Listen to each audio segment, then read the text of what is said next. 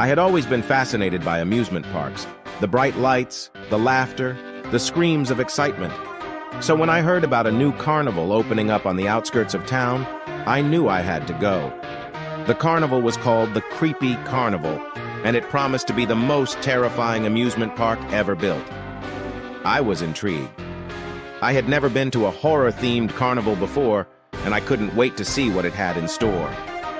As I approached the entrance, I could hear the eerie music and the creaking of the old wooden roller coaster. The air was thick with the smell of popcorn and cotton candy. I paid my admission fee and stepped inside. At first, everything seemed normal. There were clowns walking around on stilts, carnival games with stuffed animal prizes, and a Ferris wheel that towered over everything else.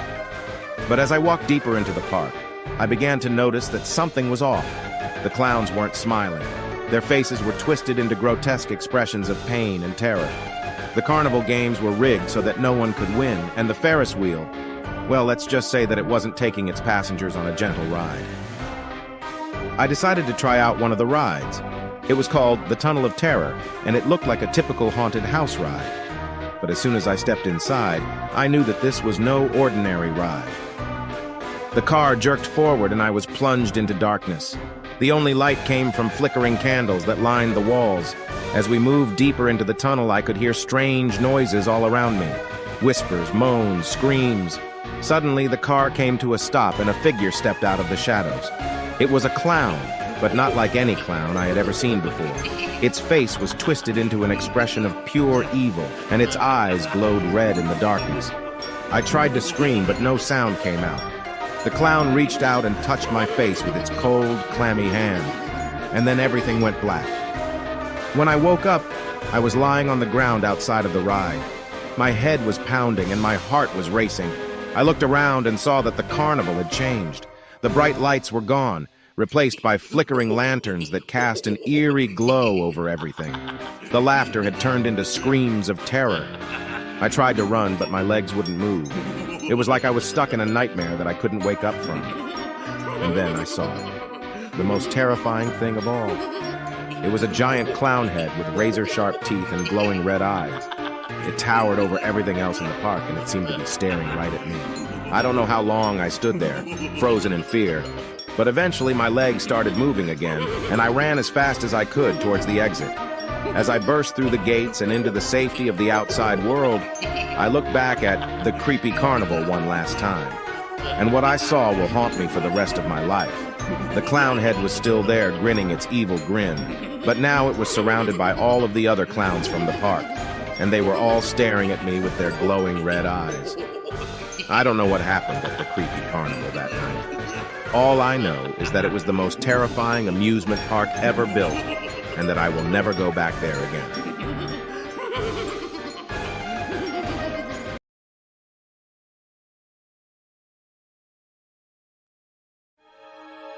I was hiking in the woods when I came across an abandoned shelter. It was made of stone and had a heavy wooden door. I was curious, so I decided to go inside. The inside of the shelter was dark and damp. There was a musty smell in the air. I could see that the shelter had been abandoned for a long time. There was old furniture and debris scattered around. I started to explore the shelter. I found a room with a fireplace. There was a bed in the corner and a table with some chairs. I could tell that someone had lived in the shelter at one time. I continued to explore. I found a hallway with several rooms. Most of the rooms were empty, but I found one room that was different. This room was filled with strange objects. There were old dolls, masks, and other things that I didn't recognize. I started to feel uneasy. I didn't know why, but I felt like I was being watched. I decided to leave the shelter. I turned to go, but the door slammed shut behind me. I was trapped. I tried to open the door, but it was locked. I pounded on the door and shouted, but no one could hear me. I was starting to panic. I didn't know what to do. I was all alone in the dark, abandoned shelter. I could hear strange noises coming from the other rooms. I was sure that something was in there with me. I sat down and tried to calm down. I told myself that I was just being paranoid. There was nothing to be afraid of. I closed my eyes and took a deep breath. I tried to relax, but I couldn't stop thinking about the strange noises. I knew that I wasn't alone. I opened my eyes and looked around. The room was still dark and damp. The strange objects were still there. I knew that I had to get out of there. I stood up and started to search for a way out. I looked under the bed and behind the furniture. I found nothing. I was starting to lose hope. I didn't know how I was going to get out of there. I was starting to think that I might be stuck there forever. Suddenly, I heard a noise. It was a scratching noise coming from the wall. I turned to look, and I saw a small hole in the wall. I ran over to the hole and looked through it. I could see a long, dark tunnel. I didn't know where it led, but I knew that it was my only chance. I crawled through the hole and into the tunnel. The tunnel was dark and narrow. I could barely see where I was going. I crawled for what felt like hours. Finally, I came to a dead end. I was about to give up when I saw a light. I crawled towards the light and found a small opening. I crawled through the opening and found myself in a large room. The room was filled with sunlight. I could see that I was outside. I was free. I stood up and took a deep breath of fresh air. I was so happy to be out of that dark, abandoned shelter. I didn't know what had been in there with me, but I was glad to be gone. I walked away from the shelter and into the woods. I didn't look back. I never wanted to see that place again. But I couldn't forget what I had seen. The strange objects in the room, the scratching noises, the feeling of being watched. I knew that something was out there, something that I didn't understand. I decided to do some research on the shelter. I found out that it had been built in the early 1800s. It was used as a refuge for people who were fleeing from a cholera epidemic. I also found out that the shelter had a dark history. There were rumors of people going missing in the woods near the shelter. Some people said that they had seen strange creatures in the woods. I didn't know what to believe, but I knew that I would never go back to that shelter again.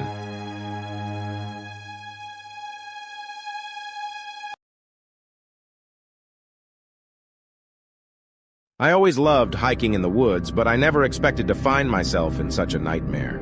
It was supposed to be a simple day trip, just me and my backpack, exploring a new trail that I had heard about from a friend. He said it was beautiful and peaceful, with a clear stream and a waterfall at the end. He also warned me not to stray from the path, as the forest was dense and confusing. He said there were rumors of strange things happening in the woods, but I didn't pay much attention to them. I thought he was just trying to scare me. I wish I had listened to him. I started my hike early in the morning, following the trail markers and enjoying the fresh air and the sounds of nature.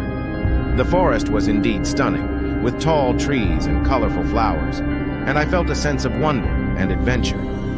I took some pictures with my phone and texted them to my friend, who replied with emojis of admiration and envy. He asked me how far I had gone, and I told him I was almost at the waterfall. He said he was happy for me and reminded me to be careful. I reached the waterfall around noon, and it was breathtaking. The water cascaded down from a high cliff, forming a rainbow in the sunlight. I sat on a rock and ate my lunch, feeling relaxed and content. I decided to take a nap before heading back, as I still had plenty of time before dark. That was my mistake. I don't know how long I slept, but when I woke up, everything had changed. The sky was overcast and gloomy, and the air was cold and damp. The waterfall looked different too, darker and more menacing. I checked my phone and saw that it had no signal and low battery. I felt a surge of panic and quickly packed my backpack. I had to get out of there as soon as possible. I followed the trail markers back the way I came, hoping to find my way out of the forest. But something was wrong. The trail seemed longer and more twisted than before, and the trees looked unfamiliar. I didn't recognize any of the landmarks that I had seen on my way in. It was like I was in a different forest altogether. I started to run, feeling a sense of dread and urgency. The forest seemed to close in on me, blocking out the light and muffling the sounds. I felt like I was being watched by unseen eyes and heard whispers and growls from behind the bushes. I tried to ignore them and focus on finding the exit, but they grew louder and more threatening. I don't know how long I ran, but it felt like an eternity. The trail never ended, and the forest never changed. It was like I was trapped in a loop, doomed to wander forever in this hellish place. I started to lose hope and sanity, wondering if this was some kind of punishment for my arrogance and curiosity. Then I saw it. A clearing in the forest with a wooden sign that read, "Welcome to the Mysterious Forest." It was the same sign that I had seen at the entrance of the trail, but now it looked old and rotten, covered with moss and blood. It was a cruel joke, a mockery of my situation. I screamed in frustration and anger, kicking the sign with all my strength. It fell to the ground with a thud, revealing something behind it, a pile of bones, human bones. They were scattered all over the clearing, some still with flesh and clothes on them. They were the remains of other hikers who had ventured into this forest and never came out. They were like me. They were me. I realized then that this was not a forest. It was a trap that lured unsuspecting travelers with promises of beauty and peace, only to devour them alive. A trap that fed on their fear and despair. A trap that had no escape. I collapsed on the ground, sobbing uncontrollably. I knew it was over for me. There was no way out of this nightmare. I closed my eyes and waited for death to come. I found myself driving along a desolate stretch of highway late one night, the pitch-black darkness engulfing everything around me. My gas gauge was nearing empty and panic started to settle in. Just when I thought I would be stranded in the middle of nowhere, a faint glow emerged in the distance. It was the welcoming sight of a gas station, its neon sign flickering ominously against the night sky. Relieved, I pulled into the station and parked beside a solitary pump. The air was thick with an eerie stillness, and an uneasy feeling crept up my spine. As I stepped out of my car, the creaking sound of the door echoed through the silence, making me jump. The gas station seemed frozen in time, its faded exterior covered in layers of dust and neglect. I approached the entrance, my heart pounding in my chest, and pushed open the door. A gust of cold wind greeted me as I entered, sending a chill down my spine. The interior was dimly lit, the flickering fluorescent lights casting eerie shadows on the worn-out linoleum floor. There was no attendant behind the counter, and the silence was suffocating. A sense of foreboding washed over me, but I couldn't ignore my desperate need for fuel. I cautiously made my way to the counter, the sound of my footsteps echoing ominously through the empty space. As I picked up the nozzle, a shiver ran down my spine, and I glanced outside. The darkness seemed to press against the windows, as if hungry for something. The feeling of being watched sent a wave of unease crashing over me, and I hurriedly started fueling my car. The flickering lights above me cast unsettling shadows on the walls, creating grotesque shapes that danced eerily. I couldn't shake the feeling that something lurked in the shadows, just out of sight.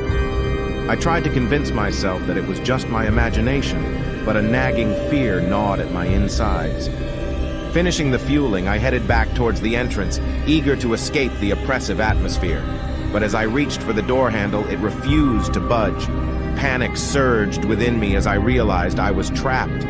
I tugged and pulled with all my might, but the door remained stubbornly shut. A cold voice whispered in my ear, sending shivers down my spine. "There's no escape," it hissed. The room seemed to close in on me, the walls inching closer as the air grew thicker. Fear paralyzed me as I realized I was not alone. A figure materialized from the shadows, its features obscured by darkness.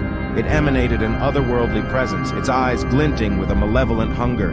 I could feel its gaze piercing through my soul, its hunger growing stronger. In a desperate attempt to break free, I hurled myself against the door, using every ounce of strength within me. The door finally gave way, and I stumbled outside, gasping for breath. As I fumbled for my car keys, the figure emerged from the gas station, its elongated limbs reaching towards me. With trembling hands, I managed to start my car and speed away, leaving the nightmarish gas station behind. But the memory of those haunted eyes and that chilling voice would forever haunt my dreams, a constant reminder of the horrors that can lurk in the most ordinary of places. To this day, I avoid gas stations at night, for fear that I might encounter that malevolent presence once more.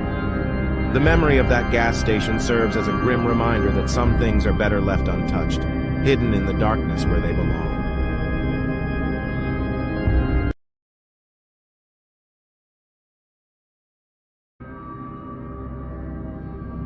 I had always been fascinated by the supernatural, and my curiosity often led me to explore places that others would consider off-limits.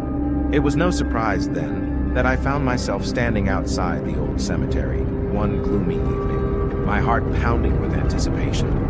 The place had a reputation for being haunted, and I was eager to uncover the truth. As I stepped through the rusted iron gate, a chill wind blew through the trees, causing the branches to creak and groan. The air was heavy with the scent of damp earth, and the moon hung low in the sky, casting an eerie glow over the tombstones. I cautiously made my way deeper into the cemetery, my footsteps echoing in the stillness. The graves seemed to watch me, their stone faces etched with the passage of time. The moonlight danced upon the weathered engravings, revealing the names and dates of those long gone. There was something more unsettling about this place than the usual sense of death and decay. It was as if the very ground beneath my feet held a malevolent presence, an ancient force waiting to be unleashed. My skin prickled with unease, and I couldn't shake the feeling of being watched. I pressed on, determined to uncover the secrets that lay hidden within the cemetery's depths. As I wandered deeper into the maze of tombstones, the atmosphere grew increasingly oppressive. The shadows seemed to elongate, twisting and contorting as if alive. A whispering wind swept through the graves, carrying with it faint murmurs and distant cries. The voices seemed to call out to me, their words lost in the ether. My heart raced as I tried to make sense of the unintelligible whispers, but they only grew louder, more insistent. Suddenly, I stumbled upon a particularly weathered tombstone, barely visible in the dim light. The name carved into the stone was barely legible, but it sent shivers down my spine. It was my own name, etched into the cold stone as if I were already dead. Fear clawed at my throat as I turned to flee, but the cemetery had become a labyrinth, its paths shifting and changing before my eyes. Panic set in as I realized that I was trapped, surrounded by the restless spirits of the dead. The tombstones began to tremble, their eerie silence shattered by the sound of cracking stone. Ghostly apparitions emerged from the ground, their hollow eyes fixed upon me. Their spectral forms glided toward me, their arms outstretched in a chilling embrace. In a desperate attempt to escape, I sprinted through the maze, my heart pounding in my ears. But no matter how fast I ran, the cemetery seemed to stretch out endlessly before me. The spirits pursued me relentlessly, their wails of anguish echoing through the night. Exhausted and overcome with terror, I fell to my knees, my breath coming in ragged gasps. The ghostly figures closed in, their icy touch sending shivers down my spine. I closed my eyes, ready to face whatever fate awaited me. But as their icy grip tightened around me, a brilliant light pierced the darkness. I opened my eyes to find myself outside the cemetery, the spirits vanishing into thin air. It was as if the whole ordeal had been a twisted nightmare, a haunting vision. I stumbled away from the cemetery, vowing never to return. The experience had shaken me to my core, reminding me of the power that lay within the realm of the supernatural. The cemetery would forever remain a place of darkness and dread, a reminder of the thin line between the living and the dead.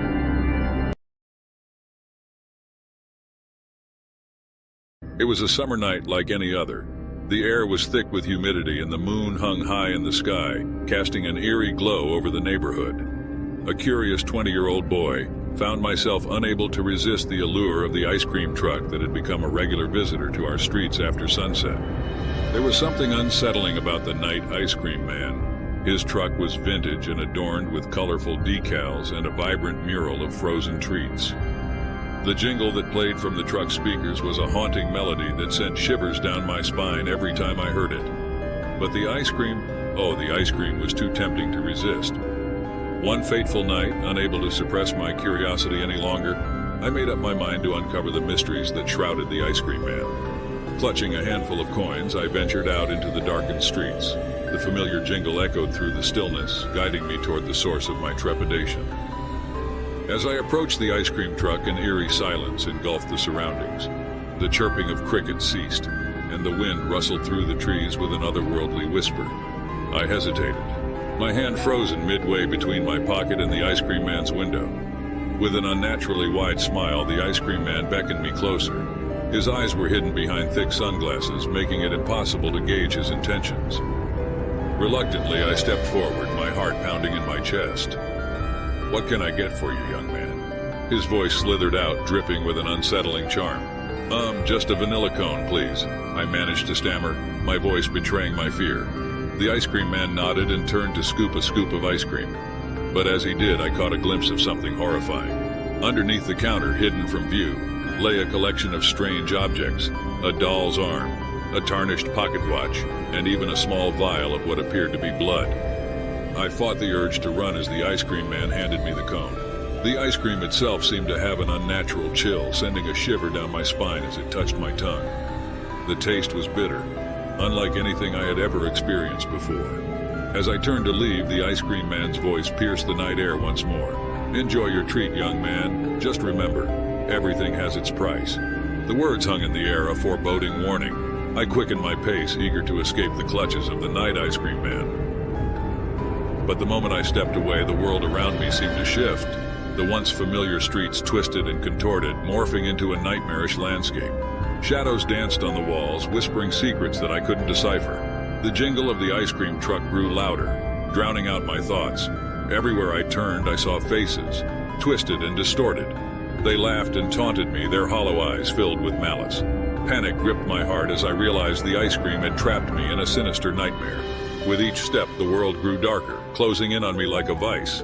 Desperation fueled my determination, and I ran, my pounding footsteps echoing through the labyrinthine streets. But no matter how fast I ran, the ice cream truck was always just out of reach, its jingle a constant reminder of my impending doom. Days turned into nights, and nights into an eternity of torment. I was trapped in a twisted reality, forever pursued by the night ice cream man and his haunting melody.